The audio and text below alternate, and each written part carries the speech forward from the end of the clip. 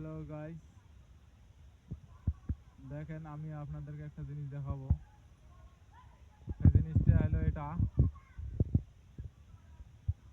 আমাদের এলাকার মধ্যে সাদ্দারগা বাজার প্রাইমারি স্কুলের সামনে একটা সিমেন্টের দোকান ছিল। সেটার অবস্থা দেখেন কি অবস্থাটা না করেছে বাতাসে। আবার আমি আপনাদেরকে একটা মাদ্রাসা দেখাইতেছি, সাদ্দারগা মাদ্রাসা, দিনিয়া মাদ্রাসা। দেখেন ঘরের চালের অর্ধেকখান নাই এবং রান্নাঘরও নাই। এর পাশাপাশি আরেকটা মাদ্রাসা আছে, ওই যে দেখতে পাচ্ছেন, এটার রান্নাঘর উড়িয়ে নিয়ে গেছে। এটা জুলুম হচ্ছে নাকি? সৃষ্টিকর্তা মানে জুলুম করছে, এই জন্য নিয়ে গেছে গা।